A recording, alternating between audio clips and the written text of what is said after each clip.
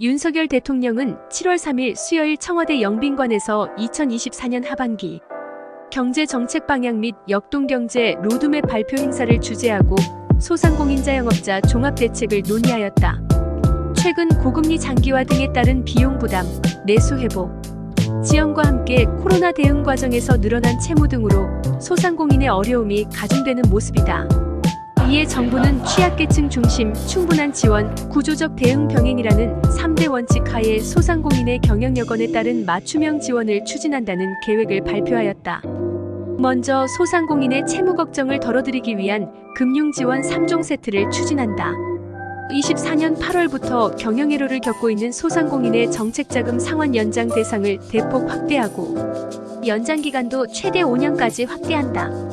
지역신용보증재단의 보증부 대출을 이용하는 소상공인이 상환 기간을 최대 5년까지 연장할 수 있도록 5조 원 규모의 전환보증을 신설 24년 7월하고 은행비은행권의 고금리 대출 7% 이상을 소상공인시장진흥공단 저금리 대출사 0.5% 고정금리 10년 분할 상환로 전환하는 프로그램의 요건도 대폭 완화 24년 8월 할 계획이다.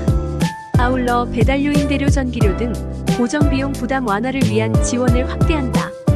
먼저 배달 플랫폼 사업자, 외식업계 등 폭넓은 이해관계자로 구성된 협의체를 가동 24년 7월 하여 연내 상생협력 방안을 조속히 마련하고 음식점 등 영세 소상공인의 경영 부담 완화를 위해 25년부터 배달료 지원을 추진한다.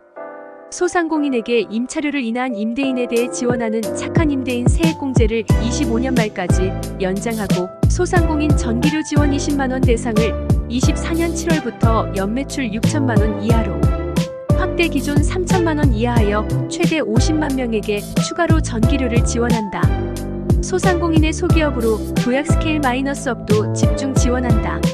서비스형 소프트웨어 사스 보급 및 온라인 판매 채널 진출 지원 등을 통해 소상공인의 스마트 디지털화를 추진하고 유망 소상공인이 소기업으로 성장 시 소진공 최대 2억 원과 중진공 최대 5억 원 연계를 통해 최대 7억 원의 정책자금을 지원하는 마일스톤 지원 프로그램을 신설한다.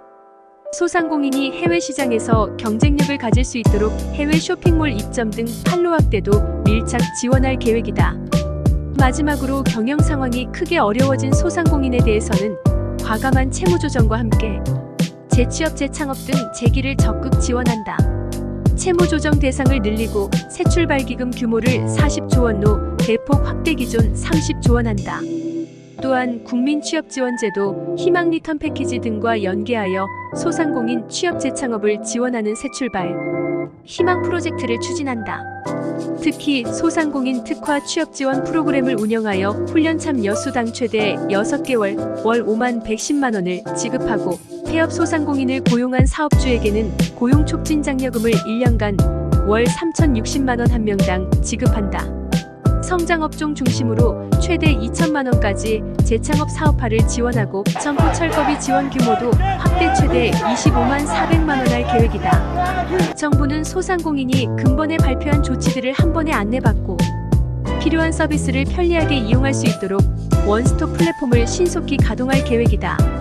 금년 7월부터 전국 소상공인지원센터 77개를 중심으로 소상공인 정책 정보를 통합 안내하고 8월부터 중소기업 통합콜센터 1357을 통해 서비스를 제공한다.